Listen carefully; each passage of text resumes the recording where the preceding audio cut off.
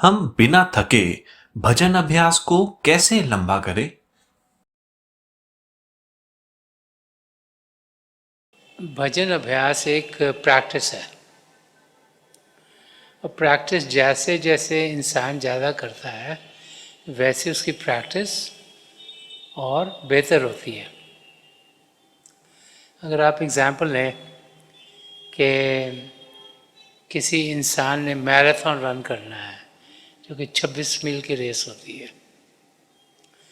तो पहले दिन ही सोचेगा कि मैं 26 मील भाग लूँगा, तो ऐसे मुमकिन नहीं है।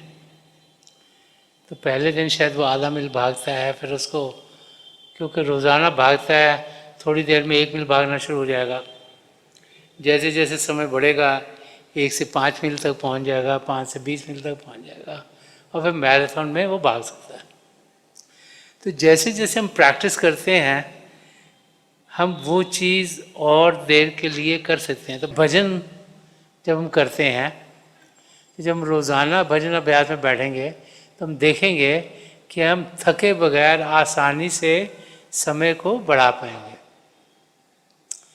हम देखेंगे कि अगर हमने आधे घंटे से शुरू की है अभ्यास करना, तो आस्ते आस्ते वो आधे घंटे से पौना घंटा हो जाएगा, उससे घंटा हो जाएगा, उससे 1.5 घंटा, 2 घंटे, 2.5 घंटे, और समय के साथ आस्ते आस्ते आस्ते जिस समय के लिए हम बैठ सकते हैं वो बढ़ता चला जाएगा और उसमें हमें कोई थकान होगी नहीं। तो जो की है वो है कि रोज़ाना अभ्यास करना, बाकायदे से ही करना, इसको प्रैक्टिस करना। और जैसे हम प्रैक्टिस करते रहेंगे, रोज़ाना करेंगे, तो हम ज़्यादा देर के लिए आराम से बैठ पाएंगे। क्या हमारे कर्मों का असर हमारे परिवार वालों पर भी पड़ता है? हम सबके कर्म अलग अलग हैं। तो परिवार में 2 सदस्य हों, उन दोनों के कर्म अलग अलग होंगे, क्योंकि हमारी आत्मा के अनुभव अलग अलग हुए हैं। लेकिन ये ज़रूर होता है कि कई बारी हमारे लेन देन होता है। लेन देन द मीन्स के कुछ देर के लिए कुछ इंटरैक्शंस किसी के साथ होनी होती हैं। तो जो परिवार के लोग होते हैं उनसे हमारी इंटरैक्शन ज़्यादा होती है, इसीलिए हम एक परिवार का सदस्य बनते हैं। लेकिन ये ज़रूरी नहीं कि हमारे कर्मों का असर उन पर होगा। हर एक के कर्म अलग अलग हैं, लेकिन ये ज़रूर हो सकता है कि हमारे कोई इंटरैक्शन हो जो कि हमने पहले से करने हों, और कुछ हम नए क्रिएट भी करते हैं, तो जिनके हम नज़दीक होंगे उनके साथ इंटरैक्शन थोड़े ज़्यादा होते हैं। लेकिन हर एक इंसान के कर्म अपने अपने हैं और वो भोगता भी अपने अपने तरीके से है। लेकिन कई बार ऐसे हो सकता है, लेट्स से एक परिवार में किसी के कर्म हैं कि उन्होंने बीमार होना है, उनको शारीरिक तकलीफ़ होनी है। तो जब उनकी तकलीफ़ होगी तो साथ में ये भी है कि जो बाकी लोग हैं परिवार के, उनको चाहे शारीरिक तकलीफ ना, उनको इमोशनल तकलीफ होगी। उनको देख के जो दुख दर्द होगा उसकी तकलीफ होगी, उनको संभालने में जो तकलीफ होती वो वाली होगी।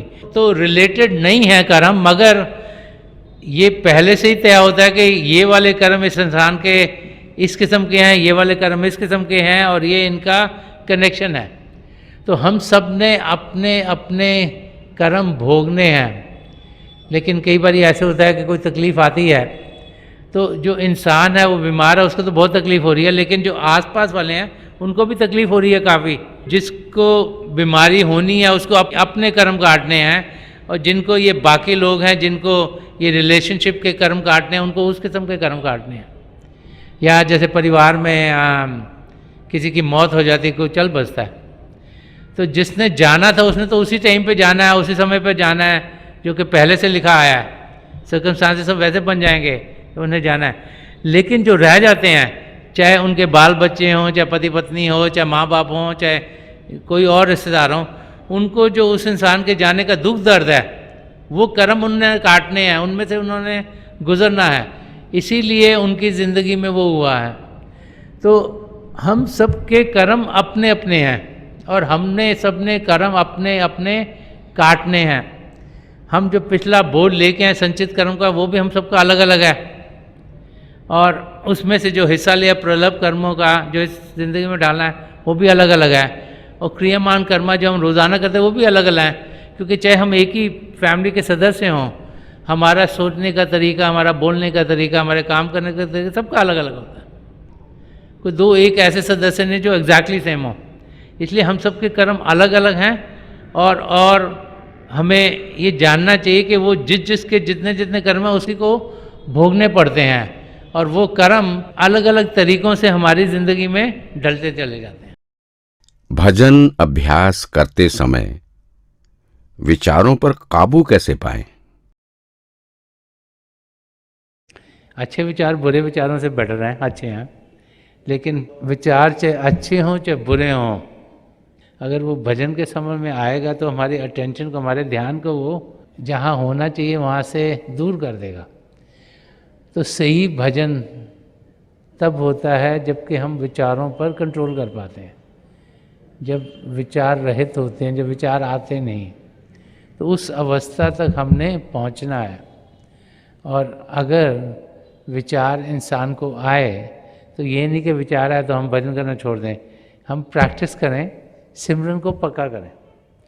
सिमरन प्रभु के वो जाति नाम हैं जिनको हमने दोहराना है, तो दिन भर हम उन्हें दोहरा सकते हैं, तभी प्रैक्टिस हो। जितना ज़्यादा दोहराएंगे तभी वो हमारे लिए काम करेंगे।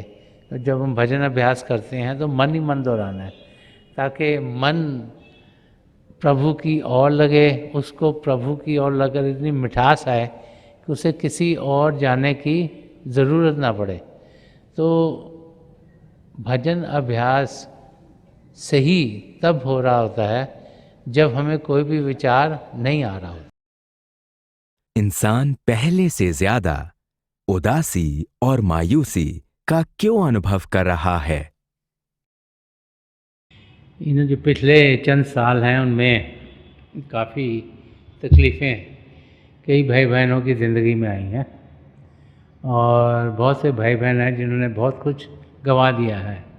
कईयों के काम चले गए, कईयों के रिश्तेदार चले गए, कईयों के माँ बाप चले गए, कईयों के भाई बहन चले गए। तो मायूसी होना तो नॉर्मल है। इंसान आजकल ज़्यादा उदास है क्योंकि उसे लगता है कि कई चीज़ें उससे छिन गई हैं जो उसकी अपनी थी। हमें ये सोचना चाहिए कि ज़िंदगी में ऊंच नीच चलती रहती है। अगर आप हिस्ट्री की ओर देखो तो कोई ऐसा लंबा पीरियड नहीं जिसमें कोई ना कोई जंग ना हुआ हो।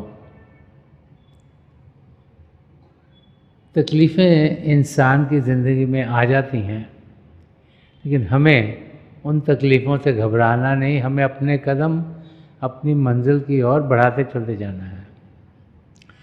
उदासी इसलिए भी है आजकल कि चीज़ें बहुत सी इस दुनिया में हो गई हैं जो कि हम चाहते हैं कि हमें मिले। जिस किस्म का एटमॉस्फेयर बना है उसमें नई नई नई चीज़ें रोज़ निकलती चली आती है, और इंसान को लगता है मुझे ये भी चाहिए, मुझे वो भी चाहिए, मुझे वो भी चाहिए, और हर एक चीज़ वो पा नहीं सकता, तो उसके अंदर फिर उदासी बढ़ जाती है। पुराना समय था, चीज़ें थोड़ी होती थी, उनको पाने के लिए भी बहुत ज़्यादा एफर्ट नहीं करना पड़ता था। आजकल के टाइम में बहुत से भाई बहन हैं जो दो दो जॉब्स करते हैं क्योंकि उन्हें लगता है मुझे ये भी चाहिए, मुझे ये भी चाहिए, मेरे पास ये भी होना चाहिए। तो संत कृपाल सिंह जी महाराज बार बार फरमाया करते कि लाइफ को हम सरल करें, सिंपल करें। ये हम हैं जिन्होंने अपनी ज़िंदगी ऐसे बना दी है कि हम लगता है कि इन चीज़ों के बगैर हमारा गुजारा नहीं होगा, और जब वो चीज़ें मिलती नहीं या हमसे छिन जाती हैं तो फिर उदासी इंसान की ज़िंदगी में आ जाती है। तीसरी चीज़ जो हमें सोचनी चाहिए वो ये है कि बहुत सी बार हम सबका ध्यान दुनिया में इतना ज़्यादा लगा रहता है कि प्रभु को हम भूल जाते हैं। प्रभु को हम तभी याद करते हैं जब हमें कोई चीज़ चाहिए होती है। अगर बच्चों का एग्ज़ाम है तब प्रभु को याद करेंगे, अगर घर में किसी के बच्चा नहीं हो रहा वो प्रभु को याद करेगा, अगर घर में कोई बच्चे उनकी शादी नहीं हो रही तो माँ बाप प्रभु को याद करेंगे, अगर बिजनेस ठीक नहीं चल रहा तो हम प्रभु को याद करते हैं। हम सोचते हैं कि प्रभु के साथ हम बिजनेस करें, उनको याद तभी करें जब हमें उनकी ज़रूरत है, और जब चीज़ें हमारे लिए ठीक चल रही होती हैं तो हमारा ध्यान प्रभु की ओर नहीं होता, चीज़ों की ओर होता है। तो जब जब इंसान को ख्याल आता है कि मुझे प्रभु की नज़दीकी चाहिए, तो फिर शुरू में उसके अंदर उदासी आ जाती है। वो चाहता है कि उसे पिता परमेश्वर मिलें, समझ में आ नहीं रहा कि कहाँ जाके ढूंढें उन्हें। इस करके कई बारी इंसान की ज़िंदगी में उदासी आ जाती है। तो हमें देखना है कि जिस भी माहौल में हम जी रहे हैं, हम उस उदासी से दूर कैसे हों। और दूर तब होंगे जब पहले तो प्रभु की नज़दीकी मिलेगी, और जब वो मिलेगी तो ज़िंदगी खुद ब खुद हमारी खूबसूरत होनी शुरू हो जाएगी। कर्मों का विधान और ध्यान अभ्यास एक दूसरे से कैसे संबंधित हैं? कर्मों का विधान में यही समझाता है कि जैसी करनी वैसी भरनी। जैसे थर्ड लॉ ऑफ फिजिक्स है कि for every action there is a reaction, कि जैसा हम सोचेंगे, जैसा बोलेंगे, जैसे कार्य करेंगे, उस किस्म का ही हमें भुगतान करना पड़ेगा। अच्छा सोचेंगे, अच्छा बोलेंगे, अच्छे कार्य करेंगे तो हमें खुशी मिलेगी, और अगर बुरा सोचेंगे, बुरा बोलेंगे, बुरे कार्य करेंगे तो भुगतान करना पड़ेगा। तो हमारी आत्मा जो परमात्मा का अंश है, जो जब प्रभु से अलग हुई, जो कि आज इस समय इस मानव चोले में है, तो उसके साथ जब जब वो पहले मानव चोले में थी, जो जो उसने सोचा, बोला, कार्य करे, वो कर्म बनते गए और वो इकट्ठे होते गए। उनको सच्चित कर्म कहा जाता है, कि स्टोर हाउस ऑफ कर्मास है। जैसे एक ज़िंदगी में कितने कर्म करे वो हो गए, अगले बारी कितने कर्म करे वो हो गए। अब उनमें से थोड़े से लिए जाते हैं जिनको प्रलभ कर्म कहा जाता है, और जो प्रलभ कर्म है वो हमने ज़िंदगी में झेलने हैं, और उन पर ही हमारी 75% लाइफ निर्भर है। और रोज़ाना हम सोचते हैं, हम बोलते हैं, कार्य करते हैं। ये तीसरा हिस्सा है कर्मों का, जिसे क्रियमान कर्म कहा जाता है, कि रोज़ाना जो भी हम करते हैं, बोलते हैं, कार्य करते हैं, उसके भी कर्म बनते चल जाते हैं। अब जब तक सारे कर्म कटेंगे नहीं, तब तक हम 84 लाख जिया जून से छुटकारा पाएंगे नहीं। ये बार बार बार महापुरुष हमें समझा गए हैं। तो जब हम रोज़ाना अपनी ज़िंदगी जीते हैं, और रोज़ाना जो जितने भी कर्म हमारी ज़िंदगी में होने हैं वो तो होंगे ही, 75% तो होंगे। तो जो 25% का हमारा हिस्सा है, जो हम कर रहे हैं, जो नए कर्म बन रहे हैं, क्रियमान कर्म, अगर हम रोज़ाना भजन अभ्यास करेंगे तो वो रोज़ाना भजन अभ्यास के ज़रिए कटते चले जाते हैं। इसीलिए बाकायदगी से रोज़ाना अभ्यास करना ज़रूरी है। इसीलिए हमें समझाया गया कि जो दिन का 10वां हिस्सा है, जो कोई 2.5 घंटे के करीब है, वो हम अभ्यास में दें, कि उतना कम से कम देंगे तो उस दिन के कर्म उसी दिन कट जाएंगे हमारे, और हमारा लोड बढ़ेगा नहीं। तो अगर अभ्यास रोज़ाना करेंगे, रोज़ाना कटेंगे। और जो सन्मत का रास्ता में ये समझाता है कि जिस दिन हमें नाम की देन मिलती है, उस दिन जितने भी हमारे संचित कर्म हैं, वो सब के सब हमारे सद्गुरु हमसे ले लेते हैं। हमारे उसी समय, नामदान के समय पर ही जो जितने भी संचित कर्म हैं वो हमारे सब के सब कट जाते हैं। लेकिन जो प्रलभ कर्म हैं उन्हें वो छेड़ते नहीं, क्योंकि अगर उन्हें छेड़ेंगे, वो ले सकते हैं, तो क्या होगा कि अगर प्रलभ कर्म हमारे ख़त्म हो गए तो हम ज़िंदगी से चल बसेंगे।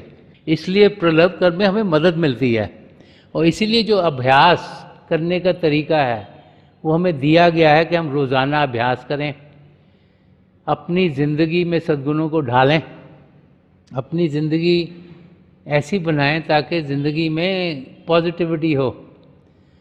लेकिन सबसे ज़रूरी है अभ्यास करना। उसके लिए ज़रूरी है शरीर को शांत करना और मन को शांत करना। और शरीर को शांत करना बहुत आसान है, एक शांत जगह ढूंढें, बैठ जाएं, आंखें बंद करें, तो पांचों इंद्रियों को बड़ी आसानी से अंदर खींच सकते हैं। मन को शांत करना बड़ा मुश्किल है। मन को शांत करने के लिए हमें सिमरन दिया गया है। इसीलिए समझाया जाता है कि दिन में जब भी मौका मिले सिमरन कर लो। जब कोई मेंटल एक्टिविटी नहीं कर रहे हो तो बस सिमरन करो, ताकि ध्यान प्रभु की ओर जाए। क्योंकि हमने तो प्रभु से मिलना है, हमारा पर्पस ही है आत्मा का मिलाप परमात्मा से होना है। ज़िंदगी मिली इसीलिए है ताकि प्रभु से हमारा मिलाप हो। तो जब हम रोज़ाना भजन अभ्यास करेंगे तो रोज़ाना के कर्म करते चले जाएंगे। तो जो हमारे संचित कर्म हैं वो तो नामदान के समय कट गए। जो प्रलब्ध कर्म है वो रोज़ाना जो होना है हमारी ज़िंदगी में होगा। जितनी तकलीफ़ आनी है उसमें हमारे सदगुरु की मदद मिलती है ताकि हम उस तकलीफ़ को सहन कर पाएँ और हमारी ज़िंदगी से गुजरे।